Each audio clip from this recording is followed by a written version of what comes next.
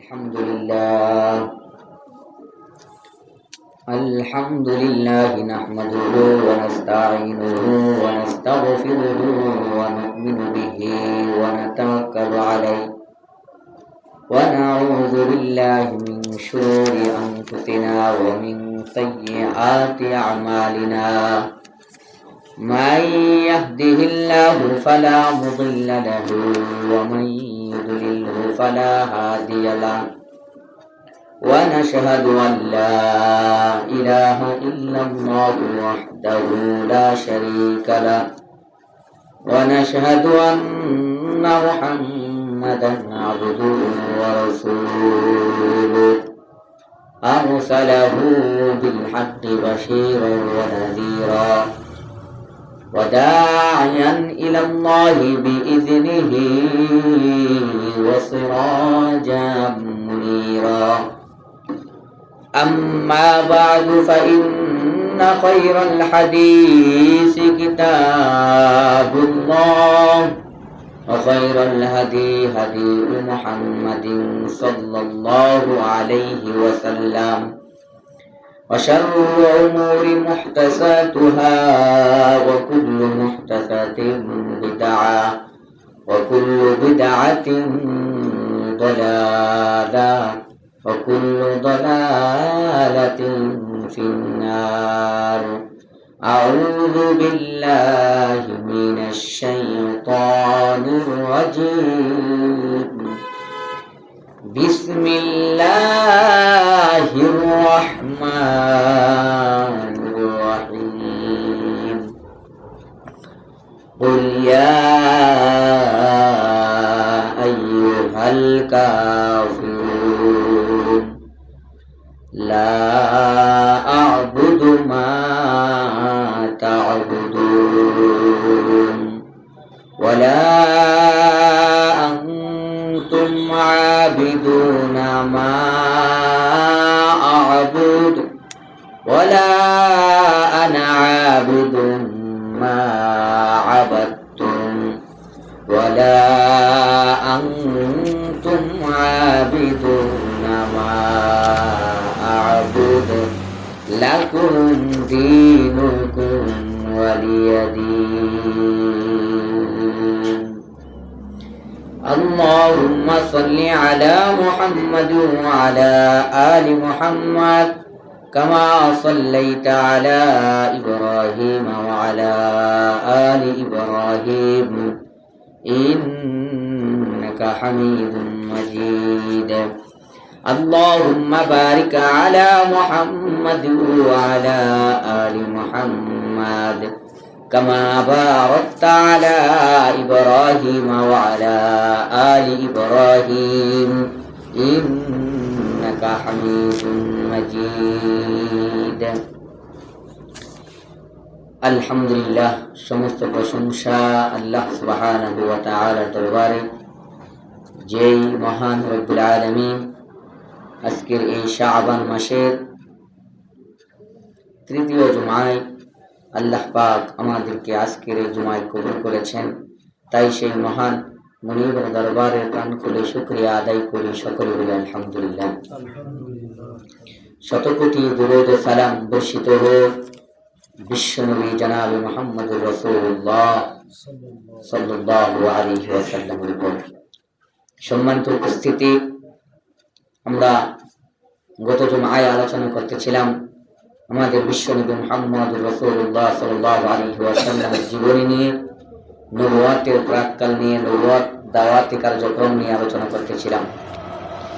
আমরা মুসলমান হিসেবে আমাদের যেই কাজ, যেই বিষয়গুলো আমাদের জানা দরকার, তার ভিতরে এই হলো একটি বিষয়, মুহাম্মদ সাল্লাল্লাহু আলাইহি ওয়াসাল্লামের জীবনী জানা। এটা মুসলমানদের জন্য বড় দুর্ভাগ্যের বিষয় যে মুসলমানেরা আব্রাহাম লিঙ্কনের জীবনী জানে, মুসলমানেরা বঙ্গবন্ধুর জীবনী জানে, মুসলমানেরা বিভিন্ন মানুষের, বিভিন্ন নেতার জীবনী জানে, কিন্তু যেই নেতার পথ ধরে দুনিয়া এবং আখেরাতে সফল হতে পারবো, দুনিয়াতে পাবো মুক্তি, দুনিয়াতে পাবো সফলতা, আখিরাতে পাবো মুক্তি, সেই নেতার জীবনে আমরা জানি না। মুসলমান হিসাবে মুসলমানের যেই জিনিসটা সবচেয়ে বেশি জানা দরকার তা ছিল মুহাম্মদ রাসূলুল্লাহ সাল্লাল্লাহু আলাইহি ওয়াসাল্লামের জীবনী। মুহাম্মদ সাল্লাল্লাহু আলাইহি ওয়াসাল্লামের জীবনে যদি কোনো ব্যক্তি পড়ে, এই জীবনী থেকে মানুষ কি কি শিখতে পারবে। আমরা গত জমায় বলতেছিলাম যে একজন রাজনৈতিক ব্যক্তি সে যদি আলেমও হয় তাহলেও সেই ব্যক্তি বাতিলের সাথে আপোষ করে। তো ওই আলেমও কিন্তু মুহাম্মদ রাসূলুল্লাহ সাল্লাল্লাহু আলাইহি ওয়াসাল্লামের জীবনী জানে যে মুহাম্মদ সাল্লাল্লাহু আলাইহি ওয়াসাল্লামকে এরকম অফার করা হয়েছিল, মুহাম্মদ সাল্লাল্লাহু আলাইহি ওয়াসাল্লামকে এরকম দায়িত্ব দেওয়া হয়েছিল, এরকম ভাবে আকর্ষণ করার চেষ্টা করা হয়েছিল, তাদের ধরে বিরানোর চেষ্টা করা হয়েছিল ক্ষমতার রূপ দেখিয়ে, অর্থ সম্পদের রূপ দেখিয়ে, সুন্দরী নারীর রূপ দেখিয়ে। এই যে বিষয়গুলা, এই বিষয়গুলো একজন আলেম জানে, কিন্তু সাধারণ মুসলমান হিসাবে মানুষ জানে না। শুধু একজন আলেমের যেটা জানতে হবে এমনটা নয়, প্রত্যেকটা মুসলমানের জানা দরকার যে বিশ্বনবী মুহাম্মদ সাল্লাল্লাহু আলাইহি ওয়াসাল্লামের জীবনীতে কি আছে। আজকে আলেমদেরকে যেই রূপ দেখানো হয়, এই রূপ একজন মুসলমানকে যে রূপটা দেখানো হয়, যে ক্ষমতার রূপটা দেখানো হয়, এই ক্ষমতার রূপটা 1450 বছর পূর্বে আমার নেতা, আপনার নেতা বিশ্বনবী মুহাম্মদ আরবি সাল্লাল্লাহু আলাইহি ওয়াসাল্লামকে দেখানো হয়েছিল। যেই ক্ষমতার রূপ মুহাম্মদ সাল্লাল্লাহু আলাইহি ওয়াসাল্লামকে দেখানো হয়েছিল, মুহাম্মদ সাল্লাল্লাহু আলাইহি ওয়াসাল্লাম জানতেন যে আমি যদি ইচ্ছা করি ক্ষমতায় গিয়ে তারপরে আমি এদেরকে কালেমার দাওয়াত দিব, এই দিনকে তাদের কাঁধে ঝুলিয়ে দিব, এটা মুহাম্মদ সাল্লাল্লাহু আলাইহি ওয়াসাল্লাম বুঝতেন। কিন্তু তারপরে মুহাম্মদ সাল্লাল্লাহু আলাইহি ওয়াসাল্লাম জানেন যে ক্ষমতায় গিয়ে এটা কোনোদিন করা সম্ভব নয়, কেননা ক্ষমতা হলো দুনিয়ার মানুষের দ্বারা তৈরি, মানুষের রাজত্ব দ্বারা তৈরি, এর মাধ্যমে কালেমার দাওয়াত দিয়ে কখনো সম্ভব নয় এই ইসলামকে প্রতিষ্ঠা করা। সম্মানিত উপস্থিতি, আজকে আমাদের রাজনৈতিক দলের মুহাম্মদ সাল্লাল্লাহু আলাইহি সাল্লামের জীবনে যদি কোনো ব্যক্তি পড়ে, এক শ্রেণীর জাহেল মানুষ আছে, এক শ্রেণীর মূর্খ মানুষ আছে, এক শ্রেণীর অজ্ঞ মুসলমান আছে, এরা বলে যে ইসলামের মধ্যে রাজনীতি নাই। তো ইসলামের ভিতরে রাজনীতি নাই সত্য, যেই রাজনীতি দিয়ে দেশ চলে, আমার আপনার এই দেশ চলতেছে, এই রাজনীতি ইসলামের মধ্যে নাই। এখন হয়তো বলতে পারেন যে হুজুর আগামীতে নির্বাচন, এখন আপনি রাজনৈতিক কথা ধরলেন না।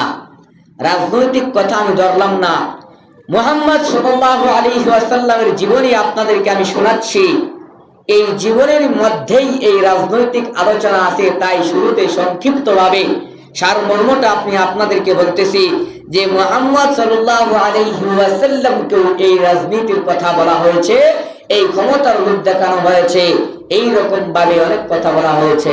যারা বলে যে ইসলামের রাজনীতি নাই, এরাও হলো এক শ্রেণীর জাহেল, মূর্খ, নাদান, বেঈমান, মুনাফিক। সম্মানিত উপস্থিতি, তাহলে আমরা গত জুমায় আলোচনা করতেছিলাম যে মুহাম্মদ সাল্লাল্লাহু আলাইহি ওয়াসাল্লাম প্রকাশ্য দাওয়াত দিলেন। প্রকাশ্য দাওয়াত দেওয়ার পরে মুহাম্মদ সাল্লাল্লাহু আলাইহি ওয়াসাল্লামকে খাদিজা রাদিয়াল্লাহু তাআলা আনহার চাচাতো ভাই ওয়ারাকা ইবনে নাওফেল, এই যে লোকটা, এই চাচাতো ভাই যে মুহাম্মদ সাল্লাল্লাহু আলাইহি ওয়াসাল্লামকে ভবিষ্যৎবাণী করে দিয়েছিলেন যে তোমার কাছে যে লোকটা এসেছে সে হলো জিবরাইল আলাইহিস সালাম, এই লোকটা যার কাছে এসেছে, যেই কিতাব নিয়ে এসেছে, তার উপরই সমাজের অন্যায় অত্যাচার জুলুম শুরু হয়েছে, অতএব তোমার প্রতি ওই অন্যায় অত্যাচার জুলুম হবে। সম্মানিত উপস্থিতি, এই অন্যায় অত্যাচার জুলুম কিভাবে তৈরি হলো এটাই আমি আপনাদেরকে বলতে চাচ্ছি। এর ভিতরেই রাজনৈতিক আলোচনা আছে। তাই শুরুতে আমি আপনাদেরকে ধারণা দিচ্ছি যে মুহাম্মদ সাল্লাল্লাহু আলাইহি ওয়াসাল্লামকে এইরকম ভাবে অফার দেওয়া হয়েছে। কিরকম ভাবে? আমাদের দেশের ভিতরে এক শ্রেণীর রাজনৈতিক দল আছে, যদিও তারা ইসলামিক নাম দিয়েছে, এই রাজনৈতিক দলের মধ্যেও কিছু ত্রুটি আছে, কিছু ভুল আছে। এরাও কিছুটা মিশ্রণ করেছে, বাতিলের সাথে আপোষ করেছে। এই বাতিলের সাথে আপোষ করেছে কিরকম? ইসলামের কয়েকটা বিষয় এরাও ছেড়ে দিয়েছে।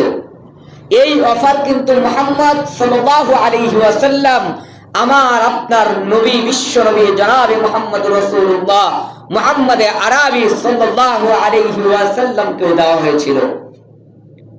আমাদের বাংলাদেশের রাজনৈতিক দলের যে একটা ইসলামিক দল আছে, এদেরকে কিছু অফার দেওয়া হয়েছে, কিছুটা ইসলামের কিছু বিষয় ছেড়ে দেওয়ার কথা বলা হয়েছে। এরাও জনগণকে খুশি করার জন্য ইসলামের কয়েকটা বিষয় হালকা করে ছেড়ে দিয়েছে, চিন্তা করছে যে এর পরে আমরা ক্ষমতায় গিয়ে এটাকে শুধরিয়ে নিব।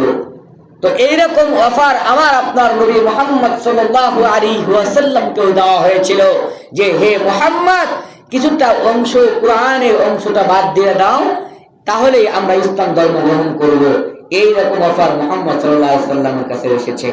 এই বিষয়েই আজকে মুহাম্মদ সাল্লাল্লাহু আলাইহি ওয়াসাল্লামের জীবনী থেকে আমরা স্পষ্ট হতে পারবো যে মুহাম্মদ সাল্লাল্লাহু আলাইহি ওয়াসাল্লামের জীবনী দ্বারা কি মানুষের জীবন পরিচালিত করলে মানুষের জীবন কি পরিচালিত হবে না, দেশ পরিচালিত করলে, সমাজ পরিচালিত করলে মুহাম্মদ সাল্লাল্লাহু আলাইহি ওয়াসাল্লামের জীবনী দ্বারা কি দেশ পরিচালিত করা যাবে না, মুহাম্মদ সাল্লাল্লাহু আলাইহি ওয়াসাল্লামের জীবনী দ্বারা কি সমাজ পরিচালিত করা যাবে না, পরিবার কি পরিচালিত করা যাবে না। এটাই সম্মানিত উপস্থিতি, মুহাম্মদ সাল্লাল্লাহু আলাইহি ওয়াসাল্লামের জীবনী থেকে আমাদের সবচেয়ে বড় শিক্ষা।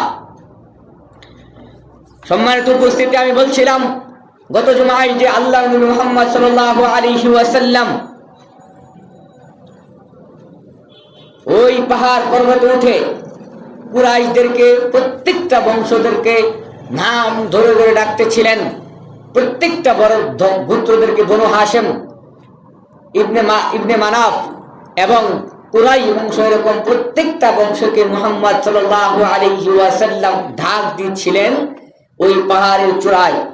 আর ওই সময় তার চাচা আবু তালেব যেই উত্তরটা দিয়েছিলেন, এর বিপরীতে আল্লাহ পাক কুরআনের আয়াত নাযিল করেছেন সূরা আল-আহকাফ। তো যখন মুহাম্মদ সাল্লাল্লাহু আলাইহি ওয়াসাল্লামের কাছ থেকে সবাই সরে গেল, সবাই যখন দূরে সরে গেল, তখন আমার আপনার নবী মুহাম্মদ সাল্লাল্লাহু আলাইহি ওয়াসাল্লাম বেশ কিছুদিন যাবত যখন গোপনে দাওয়াত দিচ্ছিলেন, তার সর্বপ্রথম কার্যক্রম প্রকাশ্য ছিল এই পাহাড়ের চূড়ায় উঠে তার সমাজবাসীকে, তার এলাকার মানুষদেরকে ডাক দিয়ে, তার গোত্রদেরকে ডাক দিয়ে মুহাম্মদ সাল্লাল্লাহু আলাইহি ওয়াসাল্লাম কালেমার দাওয়াত দিয়েছিলেন প্রকাশ্যে। এটাই ছিল প্রকাশ্যে প্রথম দাওয়াত।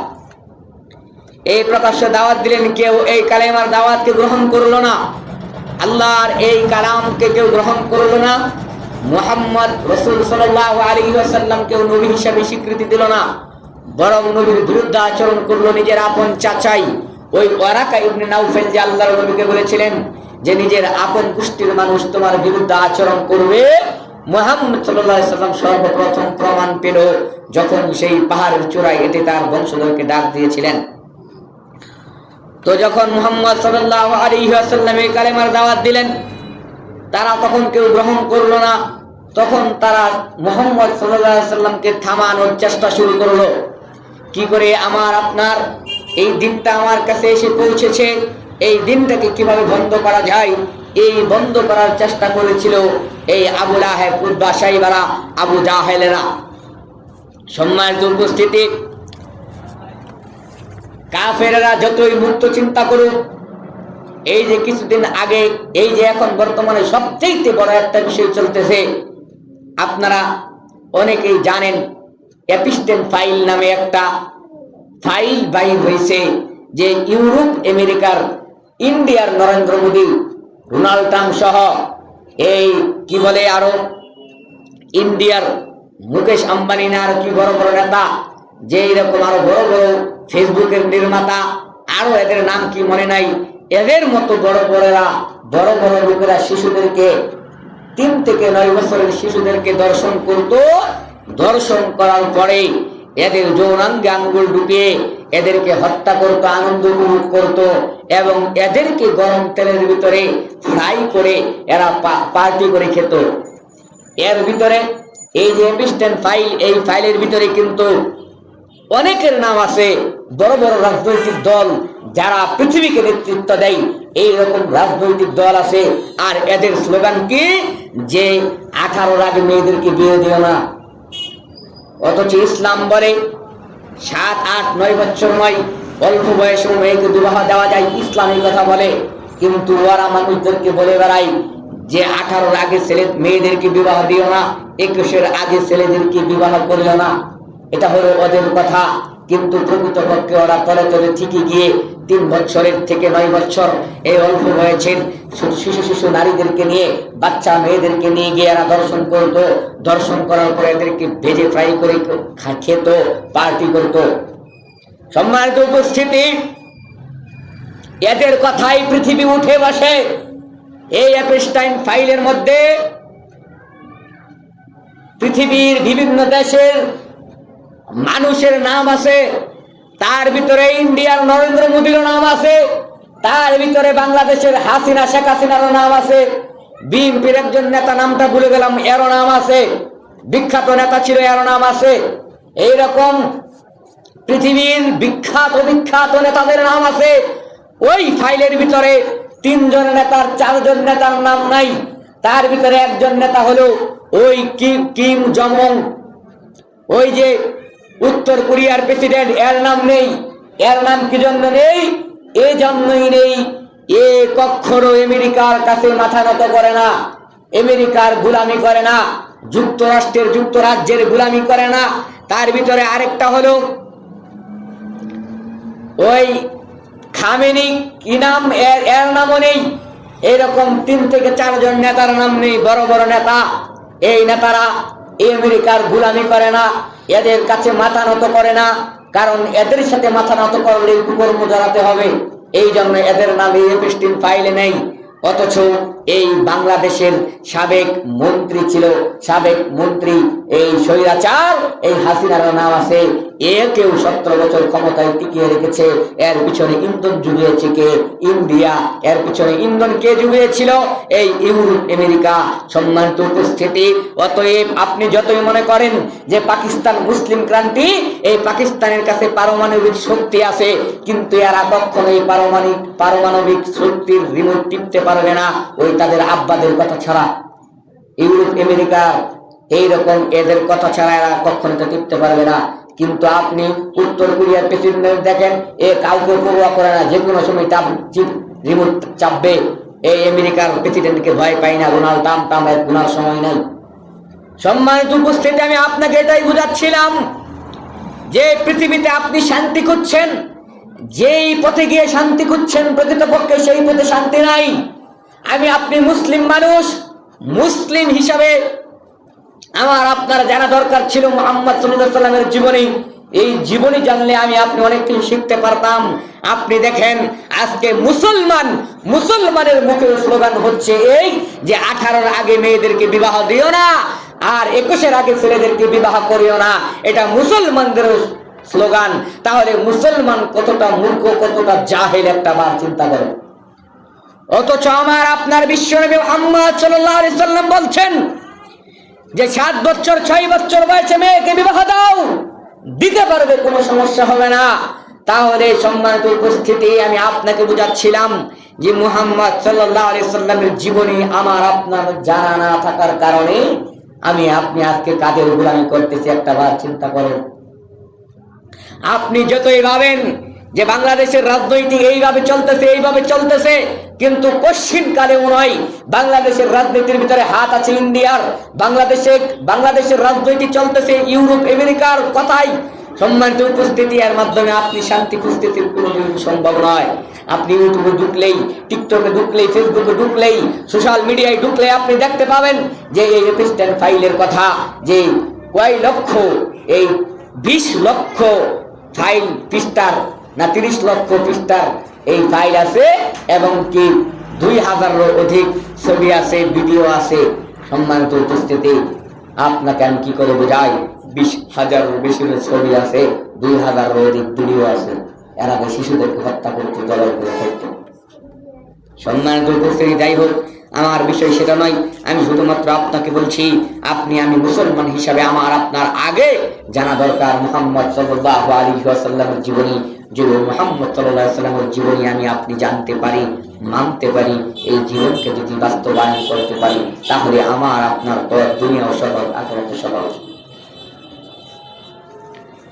তাহলে কাফেররা যতই বলুক মুক্ত চিন্তার কথা, কাফেররা যতই বলুক স্বাধীনতা, কাফেররা যতই বলুক যে শান্তির কথা শান্তির কথা, কিন্তু প্রকৃতপক্ষে কাফেররা কখনো শান্তি চায় নাই। সম্মানিত উপস্থিতি, কাফেররা, মক্কার কাফেররা চিন্তা করলো কিভাবে মুহাম্মদ সাল্লাল্লাহু আলাইহি সাল্লামের কালেমার দাওয়াতকে থামানো যায়। মুহাম্মদ সাল্লাল্লাহু আলাইহি সাল্লামকে বলল, মুহাম্মদ সাল্লাল্লাহু আলাইহি সাল্লাম তাদের কোনো কথাই শুনে না। তারপর তারা চলে গেলেন আবু তালিবের কাছে। আল্লাহর নবীর চাচা, যখন আল্লাহর নবীর চাচা আবু তালিব ছিলেন আল্লাহর নবীর গার্জিয়ান, অভিভাবক, আল্লাহর নবীর চাচা আবু তালিবের নিকট এই মক্কাবাসী গেলেন। মক্কাবাসী গিয়ে আবু তালিবকে বলতেছেন, হে আবু তালিব, আপনি হয় আপনার ভাতিজাকে সরান, আপনার ভাতিজাকে বারণ করেন, না হলে আপনার ভাতিজাকে আমাদের হাতে তুলে দেন। কেননা আমাদের পিতৃপুরুষ পূর্বপুরুষদের বদনাম হচ্ছে। আবু তালেব বড় চিন্তায় পড়ে গেল, কি করা যায়? হয় গোষ্ঠীকে ছাড়তে হবে, পুত্রকে ছাড়তে হবে, না হয় ভাতিজাকে ওদের হাতে তুলে দিতে হবে। আল্লাহর নবীর চাচা এই কথা চিন্তা করতেছিলেন। আল্লাহর নবীকে ডাকলেন, আল্লাহর নবীকে ডাক দিয়ে বললেন, হে ভাতিজা, তুমি কালেমার দাওয়াতকে বন্ধ করে দাও। আল্লাহর নবী রাহমাতাল লিল আলামিনকে বললেন, হে ভাতিজা, এই সমাজ, এই গোত্র, এই কুরাইশ বংশ তোমার বিরুদ্ধে চলে যাচ্ছে, সবাই বিচ্ছিন্ন হয়ে গেছে, সবাই তোমার বিরুদ্ধে দাঁড়িয়ে আছে। হে ভাতিজা, তুমি ছেড়ে দাও। তাহলে তখন আল্লাহর নবী চিন্তা করলেন যে আমার চাচা আবু তালেব মনে হয় আমাকে মক্কার কাফেরদের হাতে তুলে দিচ্ছে। আল্লাহর নবী এই চিন্তা করলেন। আল্লাহর নবীকে আবু তালেব যে কয়েকটি কথা বললেন, তার ভিতরে এও ছিল একটা কথা যে আল্লাহর নবীকে বললেন, হে মুহাম্মদ, তোমার বংশের মানুষ আমাকে শাসাচ্ছে। কুরাইশ বংশ, বনু হাশিম গোত্র, সমস্ত গোত্ররা আমাকে শাসাচ্ছে। তুমি এই কালেমার দাওয়াতকে চাপিয়ে দাও, এই ভারী বোঝা আমার কাছে চাপিও না, আমাকে একটু নিস্তার দাও। তখন আল্লাহর নবী রাহমাতাল লিল আলামিন রাসূলুল্লাহ সাল্লাল্লাহু আলাইহি ওয়াসাল্লাম চাচা, আল্লাহর নবী চিন্তা করলেন, চাচা মনে হয় আমার হাল ছেড়ে দিচ্ছে, আমাকে সাহায্য করা ছেড়ে দিচ্ছেন। তখন আল্লাহর নবী রাহমাতাল লিল আলামিন আবু তালেবকে ডাক দিয়ে বললেন, হে চাচা যান, ও আমার চাচা, আল্লাহর কসম করে বলছি, আমার এক হাতে সূর্য আরেক হাতে চন্দ্র এনে দিলেও আমি এই কালেমার দাওয়াত থেকে বিন্দু পরিমাণ সরে দাঁড়াবো না। হয় এই দিনকে বিজয়ী করে ছাড়বো, না হয় আমি শহীদ হয়ে যাব, হয় আমার অস্তিত্ব শেষ হয়ে যাবে, না হয় কালেমার দাওয়াত প্রতিষ্ঠিত হবে। আল্লাহর রাহমাতাল লিল আলামিন আরো করুণ কণ্ঠে আবু তালেবকে এই কথাগুলো বললেন যে, চাচা, হয়তো আমাকে মেরে ফেলবে, না হয় যদি আমি বেঁচে থাকি তাহলে আমি এই কালেমার দাওয়াত দিয়েই যাব, কেননা এটার জন্য আল্লাহ পাক আমাকে দুনিয়াতে পাঠাইছেন। এই কথা বলতে বলতে আল্লাহর নবী রাহমাতাল লিল আলামিনের চোখ দিয়ে অস্ত্র বের হচ্ছে। অশ্রুসিক্ত নয়নে আল্লাহর নবী চাচার দিকে তাকিয়েছেন। তখন চাচা আবু তালেবের দয়া হলো, মনটা ভুলে গেল। আল্লাহর নবীর চাচা আবু তালেব বললেন, হে ভাতিজা, শুনো, তুমি তোমার কালেমার দাওয়াত দিয়ে যাও, আমি আবু তালেব যতদিন বেঁচে থাকবো ততদিন আমি তোমাকে সাহায্য সহযোগিতা করে যাব, ততদিন তোমাকে মক্কার কেউ কোনো কিছু করতে পারবে না। আমি আমার বংশকে ছেড়ে দিলাম, আমি আমার গোত্রকে ছেড়ে দিলাম, আমি আমার দলকে ছেড়ে দিলাম, সবকিছু ছেড়ে দিলাম ভাতিজা, কিন্তু আমি তোমাকে ছাড়লাম না। কেননা আবু তালেবকে কিন্তু আব্দুল মুত্তালিব আবু তালেবের হাতে আল্লাহর নবীকে তুলে দিয়ে বলছিলেন যে, হে আবু তালেব, আমার এই বা এতিম নাতিকে তুমি দেখে রাখো। সম্মানিত উপস্থিতি, আবু তালেব মক্কাবাসীকে ডাক দিলেন, ডাক দিয়ে বললেন, হে কুরাইশ বংশধর, শুনো, আমার ভাতিজা কখনো মিথ্যা কথা বলেনি। আমার ভাতিজা মানুষদেরকে দাওয়াত দিচ্ছে, এটা সত্য দাওয়াত। অতএব আমি আমার ভাতিজাকে তোমাদের হাতে তুলে দিতে পারলাম না, আমি আমার ভাতিজাকে ছেড়ে দিলাম, তার মতো করে কালিমার দাওয়াত দিবে, এবং আমি আব্দুল মুত্তালিব যতদিন পর্যন্ত দুনিয়াতে বেঁচে থাকবো মুহাম্মদের পক্ষ নিব, ভাতিজার পক্ষ নিব, কোনোদিন তার বিরুদ্ধে যাব না। প্রয়োজনে আমার বংশ, জাতি, গোত্র সব ছেড়ে দিলাম, তোমরা চলে যাও। আল্লাহর নবী রাহমাতাল লিল আলামিনকে আরো কয়েকটা কথা বললেন। আব্দুল মুত্তালিব বললেন, আবু তালিব বললেন, যে বাপদাদার মিথ্যা ধর্মের জন্য যদি লড়াই করতে পারি, তাহলে আমার বাতিজা জীবনে কোনোদিন মিথ্যা কথা বলে নাই, জীবনে কোনোদিন আমানতের খেয়ানত করে নাই। এই বাতিজা সত্য ধর্ম প্রচার করতেছে, আমি এই বাতিজার বিরুদ্ধে দাঁড়াবো? কশ্চিন কালেও নয়, আমি এই বাতিজার বিরুদ্ধে দাঁড়াবো না। সত্যের পক্ষে আমি যতদিন বেঁচে থাকি ততদিন থাকবো। কুরাইশদের এই বিশাল রক্ত চক্ষু দেখিয়েও মুহাম্মদ সাল্লাল্লাহু আলাইহি সাল্লামকে পিছে হটানো গেল না। সম্মানিত উপস্থিতি, আল্লাহর নবীর যেই কথাটা ছিল এই যে আমার এক হাতে চন্দ্র আরেক হাতে সূর্য এনে দিলেও আমি আমার এই ধর্মকে প্রচার করা থেকে পিছু হটব না এক চুল পরিমাণ। তাহলে একটা বার চিন্তা করেন, আর আমাদেরকে যদি এরকম শাসানো হয় তাহলে সত্য কথা মুখ দিয়ে বাইর হয় না, বন্ধ হয়ে যায়।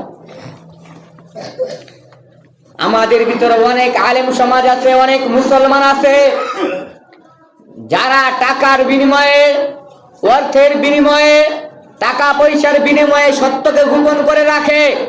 অনেক মুসলমান এরকম আছে নিজের দলকে খুশি করার জন্য, নিজের মতকে খুশি করার জন্য, নিজের জাতিকে খুশি করার জন্য, নিজের জনগণকে খুশি করার জন্য এই রকম কথাও বলে মাথায় টুপি দিয়ে, যে যদি দলের স্বার্থে ফেরাউনকে সমর্থন করা লাগে তো ফেরাউনকেও সমর্থন করবো।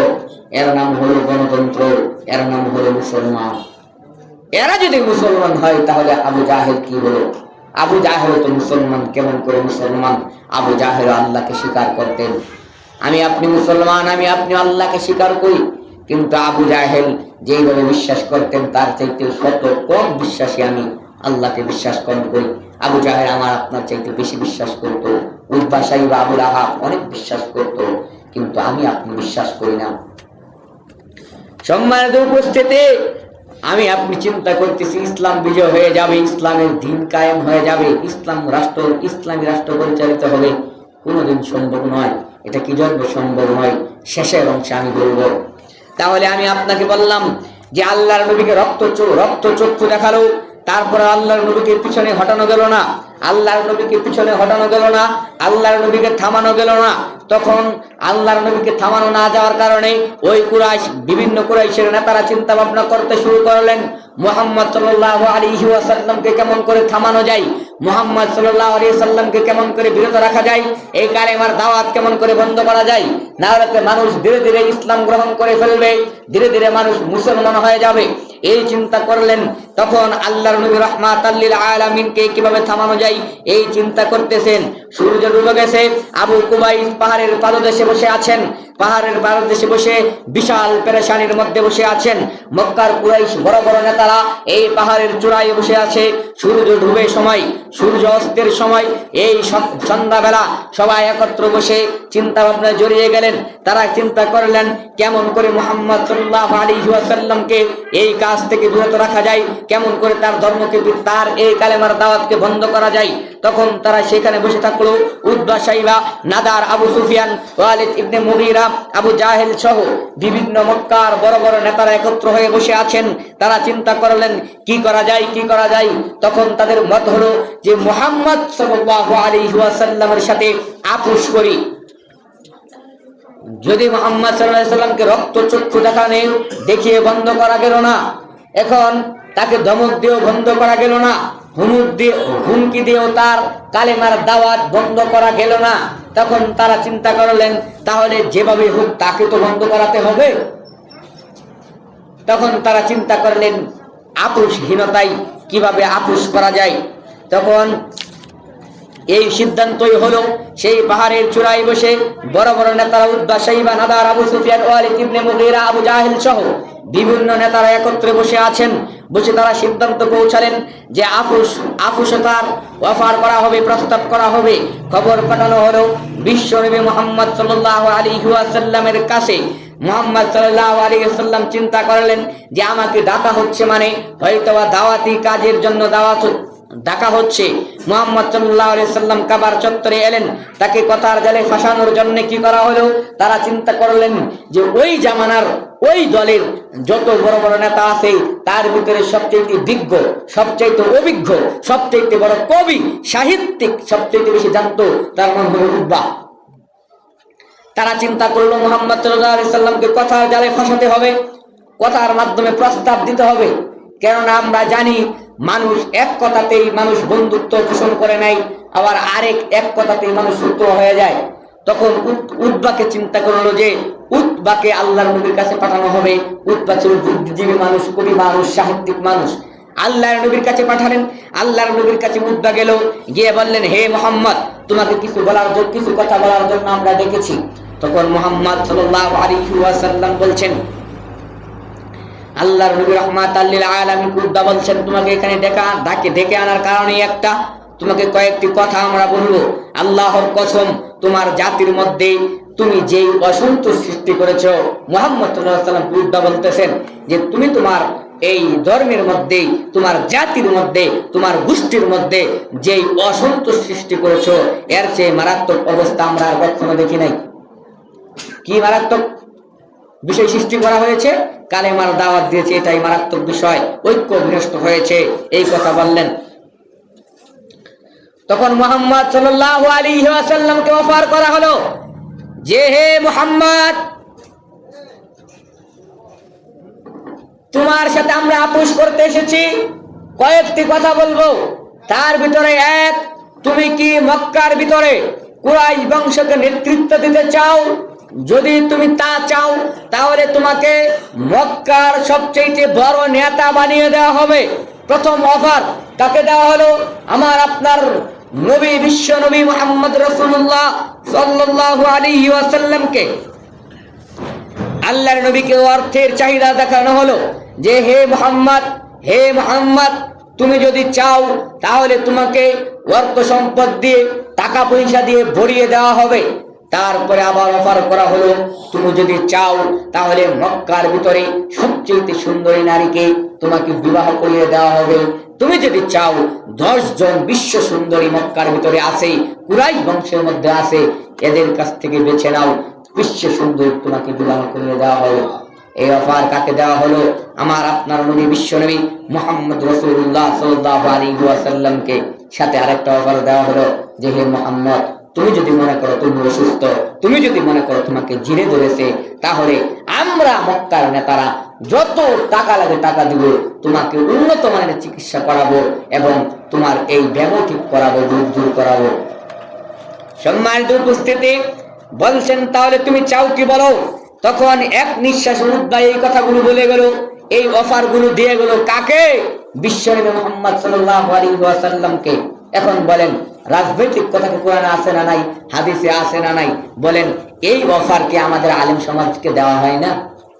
যদি নাই দেওয়া হতো, তাহলে ইতিপূর্বে তো অনেক আলেমকে দেখেছেন যে জান্নাতের টিকিটে মানুষদেরকে দিয়ে দেয়। আছে না এরকম? আমাদের একজন প্রতীক মার্কা দাঁড়াইছেন হাত পাকা নিয়ে, উনি তো ডাইরেক্ট বলেন যে ইতিপূর্বে যিনি ছিলেন স্বৈরাচারী, স্বেচ্ছাচারী, এই সরকারের বংশধর বাবা মা ছিলেন নাকি কোন পীরের বংশধর, কোন আউলিয়ার বংশধর। তেল কাকে মারা বলে?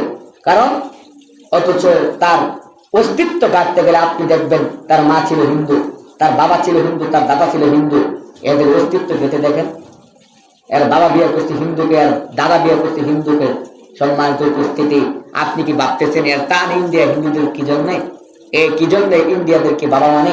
ইন্ডিয়াদের প্রতি এত টান কেন, পীড়িত কেন? এমনি এর অতীত ঘেটে দেখেন যে হিন্দুর সাথে সম্পৃক্ত রক্তের একটা সম্পর্ক আছে।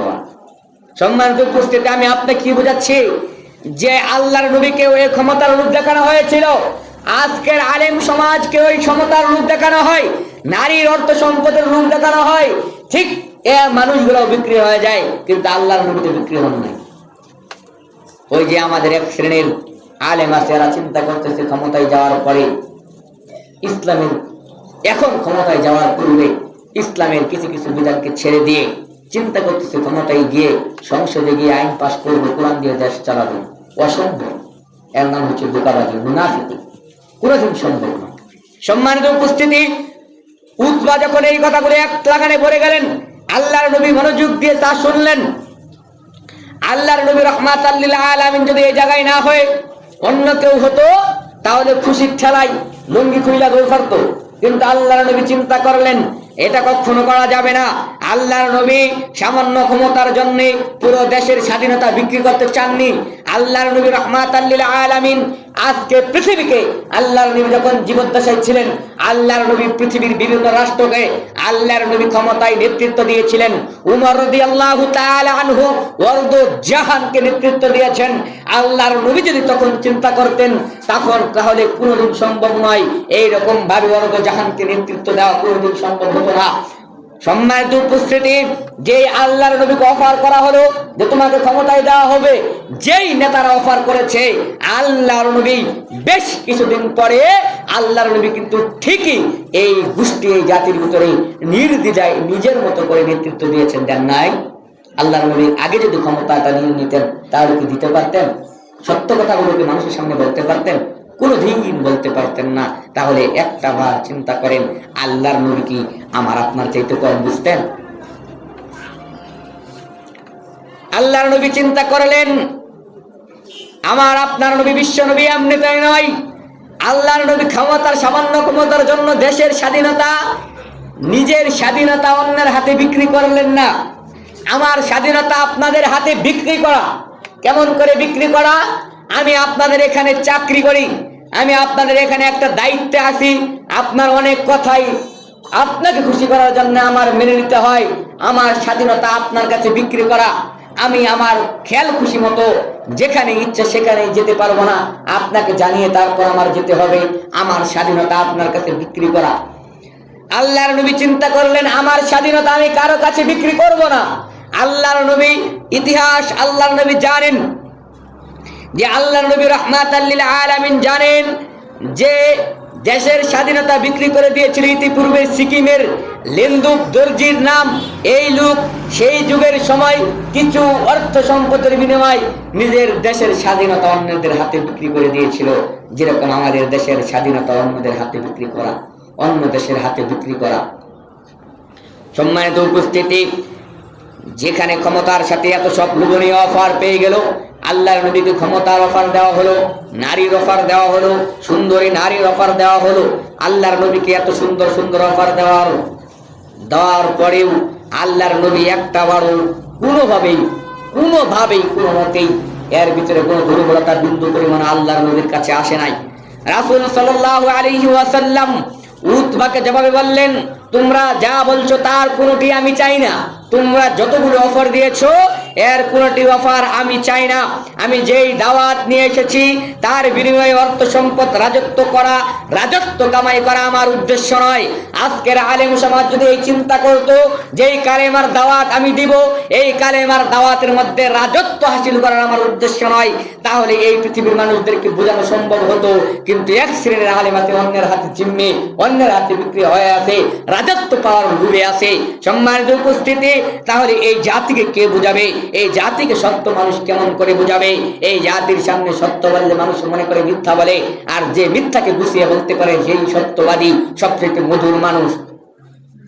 আল্লাহর নবী বলছেন যে আমি এই দিনের মাধ্যমে, এই আল্লাহর পক্ষ থেকে আনিত দিন, আল্লাহ আমাকে যেই দিন দিয়েছেন, যেই ধর্ম দিয়েছেন, যেই দাওয়াত মানুষের কাছে পৌঁছে দেওয়ার কথা বলেছেন, এর মাধ্যমে আমার দুনিয়ার কোনো রাজত্ব কামায়ের উদ্দেশ্য নয়। আমি এই কালেমার দাওয়াত, এই কালেমার বাণী, আল্লাহর বাণী মানুষের কাছে পৌঁছে দিতে এসেছি। তোমরা আমার আনিত দাওয়াত গ্রহণ করো, না হলে দুনিয়া ও আখিরাতে সম্মানিত হবে।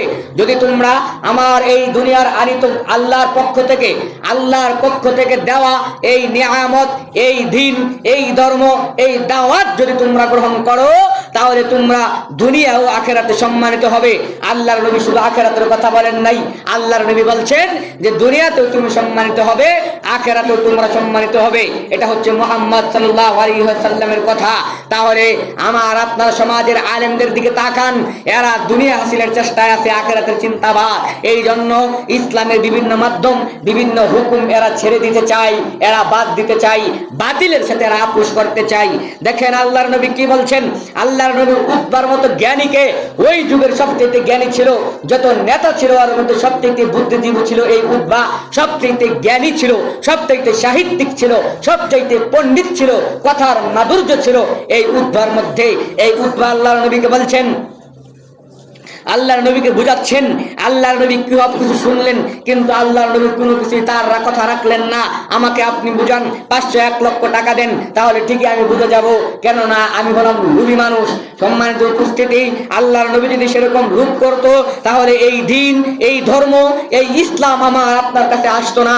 আল্লাহর নবী বলছেন, আল্লাহর নবী কি বলছেন, যে আমি আমার আনিত দাওয়াত, আমি আমার পক্ষ, আল্লাহর পক্ষ থেকে যে দাওয়াত আমাকে দেওয়া হয়েছে, যেই দিন, যেই ধর্ম আমাকে দেওয়া হয়েছে, এই দিনের দাওয়াত যদি তোমরা গ্রহণ করো, তাহলে তোমরা দুনিয়াতেও কল্যাণের মধ্যে থাকবে, আখিরাতেও কল্যাণের মধ্যে থাকবে।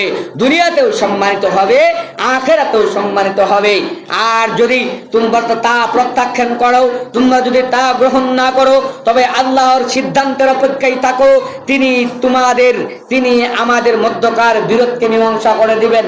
এখন আল্লাহর নবী বলছেন যে আমাদের মধ্যে যেই ঝগড়া ফাসাদ আছে, আমাদের মধ্যে যেই বিরোধ আছে, এই বিরোধকে মীমাংসা করে দিবেন। এখন মীমাংসা করার অর্থ কি এই যে আল্লাহর নবী হিন্দু ধর্ম গ্রহণ করবেন, মুশরিকদের কথা মেনে নেবেন? যেরকম আমাদের এক শ্রেণীর আলেম আছে, এক শ্রেণীর রাজনৈতিক লোক আছে, লাকুন দিন হুকুমের অর্থ করে, লাকুন দিন হুকুম আলিয়া দিন। কোরআনের কিচ্ছু পাক মানলে না পাক, একটা আয়াত থেকে পারে লাকুন দিন হুকুম আলিয়া দিন। এটা আল্লাহ কোন প্রেক্ষিতে, কোথায়, কি জন্য নাযিল করছেন, গাদা মূর্খ গন্ডরা এটা জানি না। অথচ এরা ওই কিছু পাবে ভুলের আশায়, অন্যকে খুশি করার আশায় এই আয়াতের অপব্যাখ্যা করে। আর আমরা মুসলমানেরাও কত নির্দয়, কত নির্লজ্জ, কত বেহায়া, এদেরকে আমরা সমর্থন করি। সম্মানিত উপস্থিতি, এই বিষয়ে পরে আসি। তারপর আমি বলছি,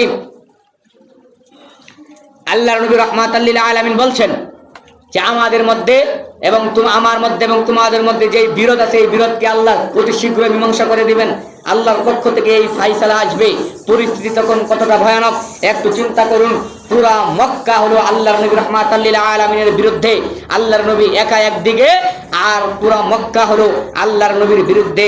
সম্মানিত উপস্থিতি, সাহাবীদের অবস্থা আরো বিপন্ন। ওই অবস্থায় আল্লাহর নবী যখন কালেমার দাওয়াত দিচ্ছেন, আল্লাহর নবীকে বিভিন্ন অফার দিচ্ছেন, তখন আল্লাহর নবী রাহমাতাল লিল আলামিন, যখন আল্লাহর নবীকে ক্ষমতার অফার দেওয়া হলো, অর্থ সম্পদের অফার দেওয়া হলো, ওই সময়ও আল্লাহর নবীর সবচেয়ে কাছের সাহাবারা তারা নির্যাতনের শিকার, তারা জেলের মধ্যে আছে, মানুষের নির্যাতন সহ্য করতেছে, ওরা মানুষের অন্যায় অত্যাচার সহ্য করতেছে, কাফেরদের আঘাতে ওরা ক্রন্দন করতেছে, মক্কার আকাশ বাতাস বাড়ি হচ্ছিল। ওই অবস্থায় আল্লাহর নবী অফার করছেন যে আপনাকে ক্ষমতায় দেওয়া হবে। আল্লাহর নবীকে চিন্তা করলেন না? আল্লাহর নবী কি এই বুঝটা ধরছিল না তখন যে আমি যদি ক্ষমতা যাই, তাহলে ক্ষমতা যাওয়ার পরে আমার যেই সাহাবারা আছে এদেরকে নির্যাতনের হাত থেকে বাঁচাতে পারবো?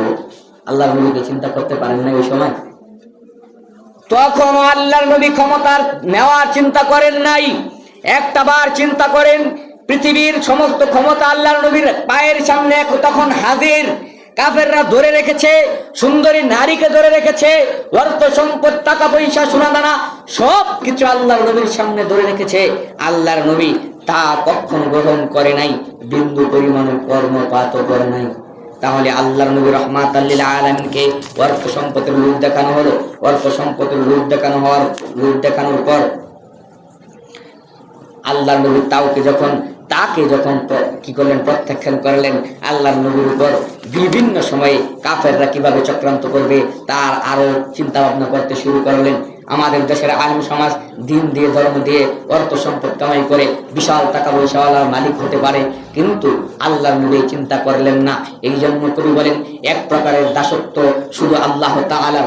মানুষ যদি দাসত্ব করে তাহলে শুধুমাত্র দাসত্ব করবে আল্লাহ তাআলার। এটা হলো এক প্রকারের দাসত্ব। আল্লাহর নবী ভালো করে জানেন, তুমি যদি দুনিয়া চাও তাহলে আল্লাহকে পাবে না, আর যদি আল্লাহকে চাও, তুমি যদি দুনিয়াকে খুশি করতে চাও তাহলে আল্লাহকে খুশি করতে পারবে না, আর যদি আল্লাহকে খুশি করতে চাও তাহলে দুনিয়াকে খুশি করতে পারবে না। এই জন্য কবি বলেন, এক প্রকারের দাসত্ব হলো শুধুমাত্র আল্লাহ তাআলার, আরেক প্রকারের গোলামি হলো পেটের ক্ষুধা। মানুষ বেশিরভাগই আল্লাহর খুশি চায় না, পেটের ক্ষুধার জন্য, পেটকে খুশি করার জন্য, দুনিয়াকে খুশি করার জন্য মানুষ যা ইচ্ছা তাই বলে। আল্লাহর নবী ইকবাল বলেন, বিশ্বকবি বলেন, হয় তুমি নিজেকে আল্লাহর বান্দা বানাও, না হয় দুনিয়ার কৃতদাস বনে যাও। হয়তো তুমি নিজেকে আল্লাহর দাসী বানাও, না হয় দুনিয়ার দাসী হয়ে যাও। মানুষ কিন্তু দুনিয়ার দাসী। আল্লাহর দাসী কয়জন বলে? আল্লাহর দাসী যদি মানুষ হতো তাহলে এই দেশ, এই পৃথিবী এমন ভাবে থাকতো না। সম্মানিত উপস্থিতি, আল্লাহর নবী রাহমাতাল লিল আলামিনের সামনে এত বিশাল বিশাল অফার করার পরেও আল্লাহর নবী সবকিছুকে নাকচ করে দিলেন। আল্লাহর নবী কোনো কিছুকে গ্রহণ করলেন না। আল্লাহর নবী রাহমাতাল লিল আলামিন কোনো কিছুকে গ্রহণ করলেন না। বিশ্বনবী মুহাম্মদ সাল্লাল্লাহু আলাইহি ওয়াসাল্লাম পুরোপুরি প্রস্তাবকে নাকচ করে দিলেন।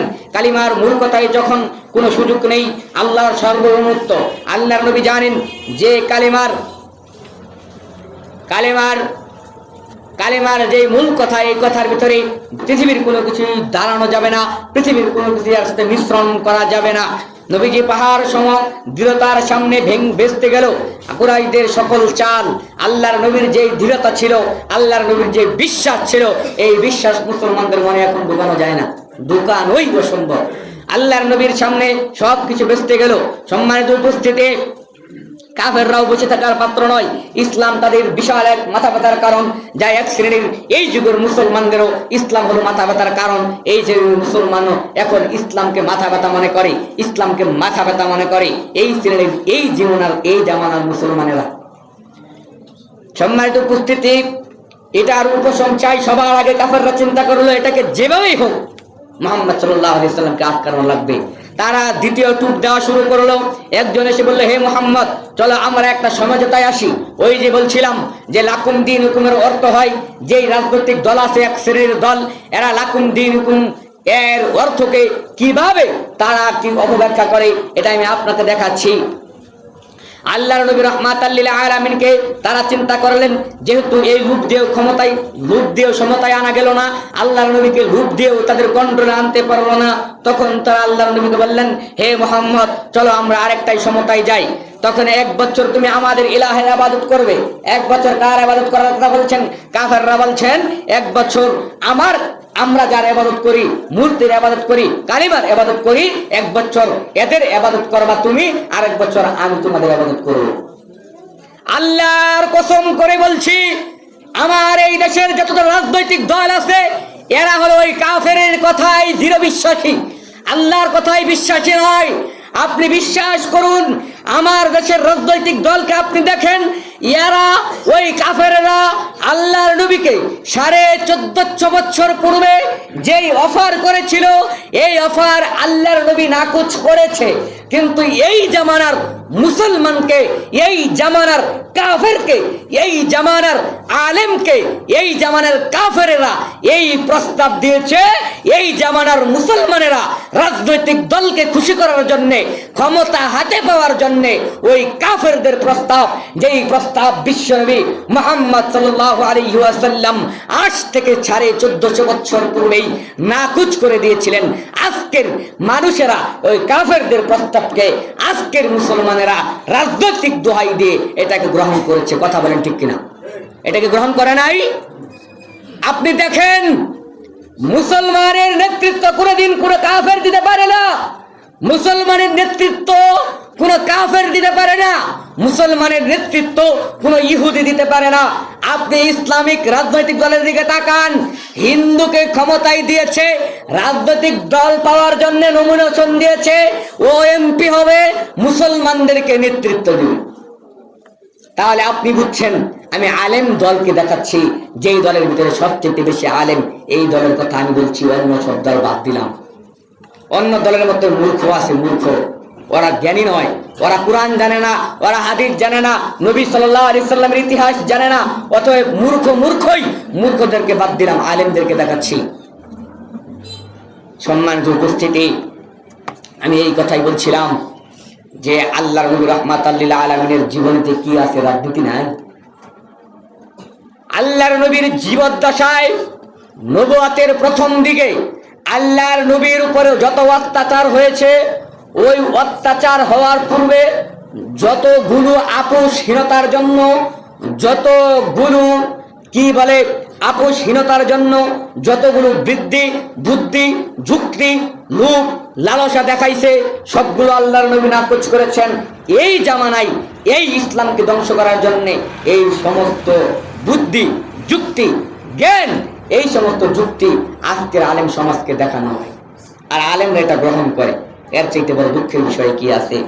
সম্মানিত উপস্থিতি, তাহলে আমি বলছিলাম আল্লাহর নবীকে অফার করা হলো যে 1 বছর আমরা যার ইবাদত করি তার ইবাদত করবা, আরেক বছর তুমি যার ইবাদত করো তার ইবাদত করব।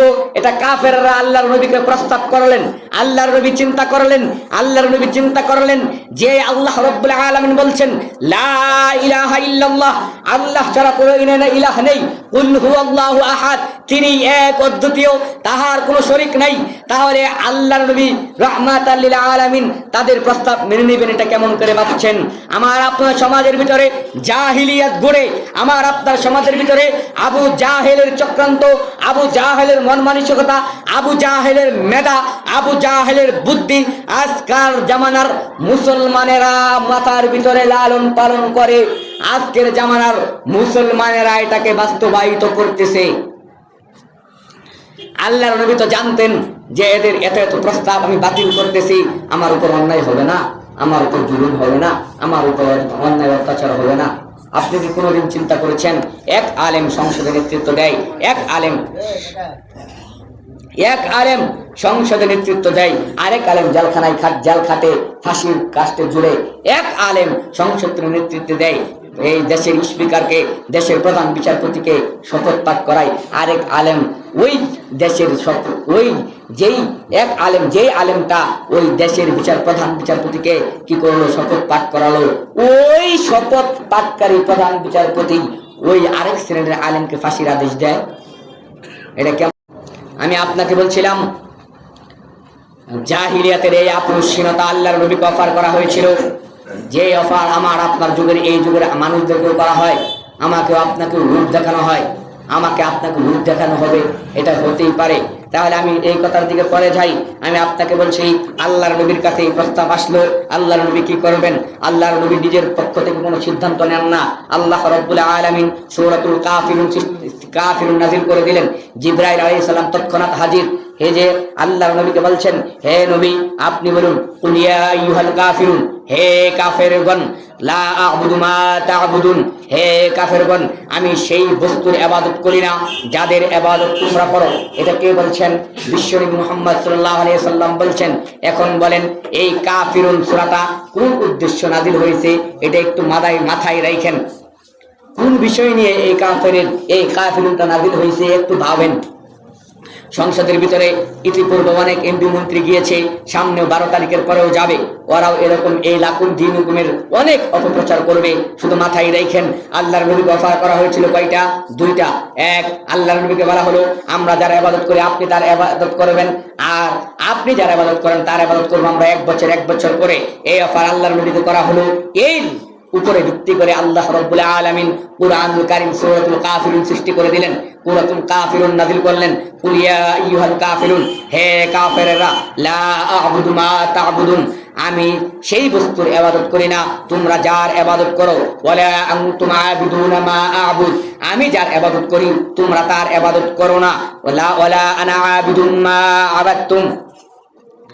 আল্লাহর নবী রাহমাতাল লিল আলামিন এই সূরাটা কাফেরদেরকে শোনাচ্ছেন, এবং তোমরা তার ইবাদত করো না যার ইবাদত আমি করি। ওয়ালা আনতুম আ'বিদুনা মা আ'বুদ, ভবিষ্যতেও আমি যার ইবাদত করি এর ইবাদতকারী তোমরা হবে না, বরং আমি যার ইবাদত করি এর ইবাদত আমি করব। লাকুম দীনুকুম ওয়ালিয়া দীন, তোমাদের জন্য তোমাদের দিন এবং আমার জন্য আমার দিন। আল্লাহর নবী বুঝাতে চাচ্ছেন যে আমার দিনকে যদি তুমি মানো তাহলে তুমি জান্নাতি, লাকুম দীনুকুম ওয়ালিয়া দীন। আর যদি এর বিপরীতে তোমাদের যেই ধর্ম, তোমরা যেই ধর্মকে এখন মেনে চলতেছো এই ধর্মের উপরে যদি তোমরা অটল থাকো তাহলে তোমরা জাহান্নামী। আল্লাহর নবী এই কথা বোঝাচ্ছেন। আর আমাদের দেশের এক শ্রেণীর মূর্খ লাদেন, মূর্খ জাহিল অজ্ঞ আলেম বলেন আর সাধারণ জনগণ বলেন, টক শোতে দেখবেন বিশাল বড় বড় রাজনৈতিক নেতারা এরোতে করতেছে, সাথে আলেম বসে বসে মাথা জাগাচ্ছে, উনি সমর্থন দিচ্ছেন। হ্যাঁ, লাকুম দীনুকুম ওয়ালিয়া দীন। আল্লাহ কি বলছেন? যে ঠিক আছে তুমি যেই মূর্তির পূজা করতেছো কিয়ামত পর্যন্ত করতে থাকো, এর মাধ্যমে তুমি সফলতা অর্জন করবে। আমি যেই ইবাদত করছি রবের, এর ইবাদত করে আমি সফলতা অর্জন করব। আল্লাহকে এই কথা বলতে চাচ্ছেন। আল্লাহ বলছেন তোমরা যার ইবাদত করতেছো এর ইবাদত করবে তো জাহান্নামে যাবে। আর যদি মুহাম্মদ সাল্লাল্লাহু আলাইহি ওয়াসাল্লামের দেখানো পদ্ধতি যদি গ্রহণ করো তাহলে এর মাধ্যমে তোমরা নাজাত পাবে। আর টক শোতে দেখবেন ওরা ব্যাখ্যা করতেছে যে আল্লাহ তো বলছেন সমান সমান সমান সমান সমান সমান, বলতেছে না? আমাদের দেশের স্বৈরাচারী যে শাসক ছিলেন বেগম হাসিনা, এই হাসিনাও তো বলে গেছে না, লাকুম দীনুকুম ওয়ালিয়া দীন। আল্লাহ বলছেন হিন্দুদের ধর্ম হিন্দুদের, মুসলমানদের ধর্ম মুসলমানদের। দুনিয়াতে শুধুমাত্র একটা ধর্মই থাকবে, সেই ধর্মের নামই হলো ইসলাম ধর্ম। পৃথিবীতে অন্য কোনো ধর্ম থাকবে না। দুনিয়াতে রাজত্ব কারা করবে? শুধুমাত্র ইসলাম যারা মানে এরাই রাজত্ব করবে। হিন্দুদের, মুশরিকদের, ইহুদিদের, নাসারাদের রাজত্ব করার মতো ক্ষমতা আল্লাহ পাক এদেরকে দেয় নাই। তাহলে এরা রাজত্ব কি কারণে করে? ওই যে আমরা যে ওদের গোলাম, এই কারণে ওরা আমাদের নেতৃত্ব দেয়, ওরা আমাদের গোলামি করে। ইতিপূর্বে ব্যবসারা আমাদের উপর নেতৃত্ব দিয়ে যায় নাই? ইতিপূর্বে এখনো তো অনেক সুদখোর, ঘুষখোর ভালো ভালো মানুষের উপর নেতৃত্ব দিতেছে না? সম্মানিত উপস্থিতি, এটাই হচ্ছে সেই কথা, লাকুম দীনুকুম ওয়ালিয়া দীন। এই আয়াতের ব্যাখ্যাটা মনে রাখেন যে আল্লাহ এই আয়াতে কি বলছে। আর এক শ্রেণীর জাহেলরা, ওই যে বললাম যে টকশোতে একজন বলতেছে যে লাকুম দীনুকুম ওয়ালিয়া দীন, আল্লাহ হিন্দুদেরকে হিন্দুদের মতো ছেড়ে দিছে, অন্যান্য ধর্ম অবলম্বীদেরকে তাদের মতো ছেড়ে দিছে, মুসলমানদেরকে মুসলমানদের মতো ছেড়ে দিছে। ওই আলেম যে বসেছিল উনিও মাথা জানাচ্ছে, মানে উনিও সমর্থন দিতেছে। কি জন্য সমর্থন দিতেছে? এই জন্যই দিতেছে উনিও তো একটা রাজনৈতিক দলের সাথে জড়িত। সম্মানিত উপস্থিতি, তাহলে আমি আপনাকে বোঝাচ্ছি যে আল্লাহর নবী রাহমাতাল লিল আলামিন পৃথিবীকে রাজত্ব করে গেলেন, ইসলাম দিয়ে দেশ পরিচালিত করলেন। এই ইসলাম দিয়ে, এই গণতন্ত্র করে, এই ইসলাম দিয়ে এই দেশকে পরিচালিত করবেন? মনে হয় করতে পারবেন? ওই যে আমি বললাম না যে একটা ফাইল যে বর্তমানে আপনারা দেখতে পাচ্ছেন, এই ফাইলের ভিতরে ওদের কুকর্ম দেখতেছেন না আপনারা? ওরা কিন্তু পৃথিবীকে ঠিকই রাজত্ব দিতেছে। আজকে যদি আপনারা যদি আজকে ক্ষমতায় বসায় দেন, ধরেন বাংলাদেশের যত মানুষ আছে চিন্তা করছে যে কোরআন দিয়ে দেশ চলবে ভালো, তো কি করবে? এরা চিন্তা করবে যে এই হুজুরকে ধরে আমরা রাষ্ট্র ক্ষমতায় বসায় দিলাম, আর হুজুরকে ঘোষণা দিতে বললাম, হুজুর কালকে থেকে কোরআনের আইন চলবে, আপনি ঘোষণা দিয়ে দেন। তো আমিও চিন্তা করলাম, ঠিক আছে, আগামীকাল থেকে কোরআন দিয়ে এই দেশ চলবে। আপনি ভালো করে বুঝুন, যারা চিন্তা করতেছেন যে কোরআন দিয়ে দেশ চলবে, পশ্চিমকালে সম্ভব না, আমার এই কথা দ্বারা একটু চিন্তা করেন। আমি যদি আজকে ক্ষমতায় যাই, ক্ষমতায় যাওয়ার পরে আগামীকাল সিদ্ধান্ত নিলাম যে কোরআন দিয়ে দেশ চলবে, বিন্দু পরিমাণও কোরআনের এদিক সেদিক যাবে না, তাহলে আমি চিন্তা করলাম, তাহলে আমাকে বাংলাদেশের রাজনৈতিক দলের ভিতরে, রাজনীতির ভিতরে যার হাত আছে, ইউরোপ, আমেরিকা, ইন্ডিয়া, এদেরকে ছাড়া বাংলাদেশ চলতে পারবে না। ইউক্রেন, রাশিয়া, এদেরকে ছাড়া বাংলাদেশ চলতে পারবে না। যুক্তরাষ্ট্র, যুক্তরাজ্য ছাড়া বাংলাদেশ চলতে পারবে না। পাকিস্তান ছাড়া, এইরকম দেশ ছাড়া বাংলাদেশ চলতে পারবে না।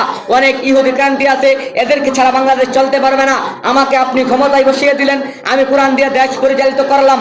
সম্মানিত উপস্থিতি, একটা জিনিস মাথায় রাখতে হবে, যতদিন পর্যন্ত মুসলমানের ঈমান এই পর্যন্ত না হবে যে আল্লাহর পক্ষ থেকে গায়েবী ভাবে সাহায্য আসবেই, যতদিন পর্যন্ত মুসলমানের অন্তরে এই ঈমান না সৃষ্টি হবে, ততদিন পর্যন্ত কোরআন দিয়ে দেশ চলবে না। ধরেন আমি কোরআন দিয়ে দেশ পরিচালিত করলাম, আগামীকালকে চিন্তা করলাম কোরআন দিয়ে দেশ পরিচালিত করি।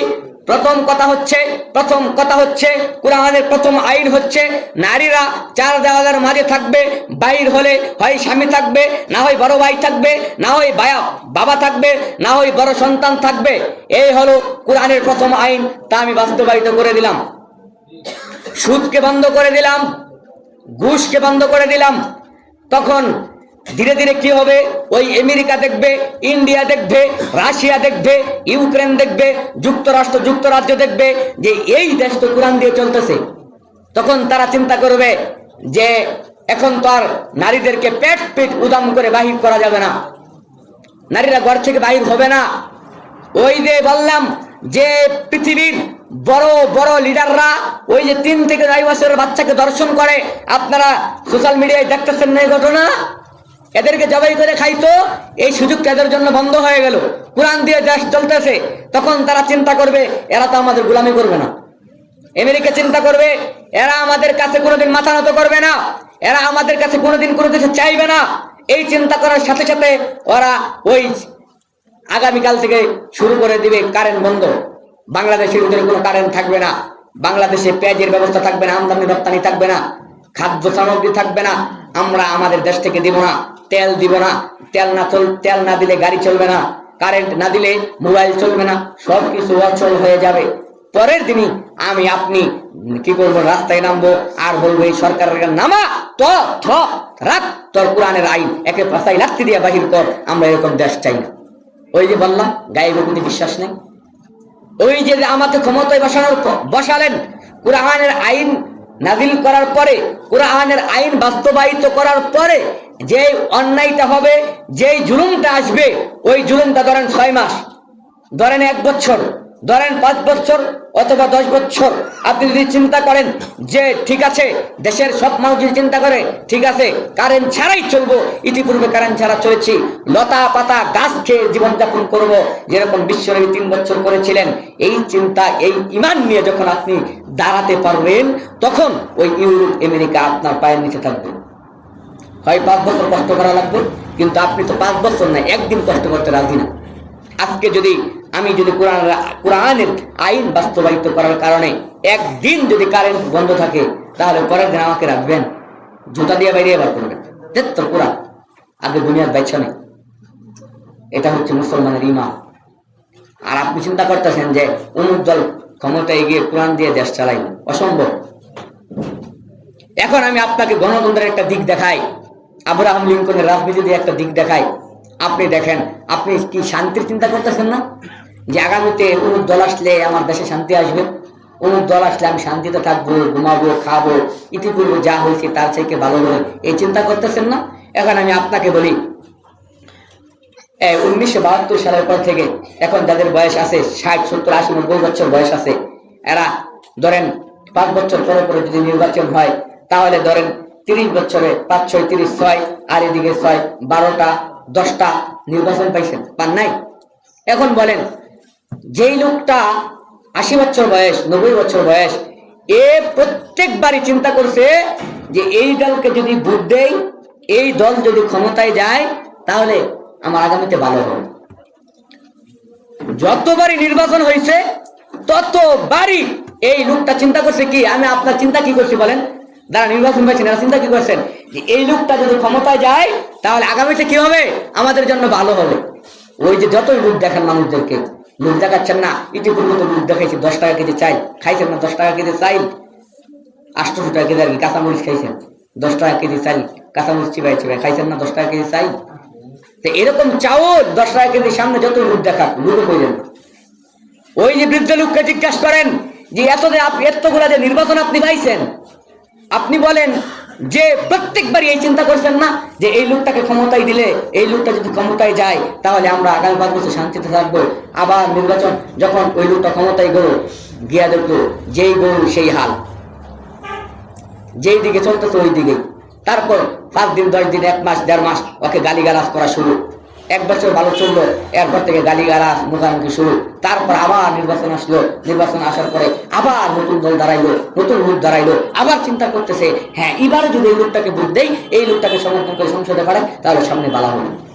বলেন এই ভালো ভালো করতে করতে 10-11টা নির্বাচন চলে গেছে। যাদের বয়স বেশি আছে এদেরকে জিজ্ঞাসা করেন আমি কি মিথ্যা বলতেছি? এদেরকে জিজ্ঞাসা করেন মুরব্বীরা কি বলেন, আমি মিথ্যা বলছি? বলেন মিথ্যা বলছি? আপনারা ইতিপূর্বে এটা করেন নাই? এর নাম হচ্ছে গণতন্ত্র। আর আমরা বুঝুকে বাঙালি, এর নাম হলো গণতন্ত্র। এই গণতন্ত্রটাই ইউরোপ আমেরিকা চায়। নির্বাচনের আগে সব ভুলাইয়া যায়, সব ভুলিয়া যায়। দেখবেন রাস্তা দিয়ে বিভিন্ন দলের গান বাজতেছে না, ইদানিং দেখবেন যেই দলের গান বাজে মনে হয় ওই দল কত ভালো, ক্ষমতায় গেলে কত শান্তিতে থাকবো, যেই দলই নাই। কিন্তু প্রকৃতপক্ষে তাই আল্লাহর কসম এই গণতন্ত্র দ্বারা কোনোদিন দেশে শান্তি আসবে না। যদি পারেন আল্লাহর কাছে দোয়া করেন যে আল্লাহ যার মাধ্যমে দেশে শান্তি আসবে ওকে তুমি ক্ষমতায় নিও। আল্লাহ যার মাধ্যমে তোমার কোরআন দিয়ে তার দেশ চলবে না, আল্লাহ যার মাধ্যমে গেলে কোরআন এবং হাদিসের কথাগুলো উন্মুক্ত ভাবে শুনতে পারবো, জানতে পারবো, মানতে পারবো, ওকে ক্ষমতায় দিও। এরকম দোয়া করি, তাহলে চলবে। বুঝছেন আমার কথা? আল্লাহ পাক আমাদেরকে বোঝার তৌফিক দান।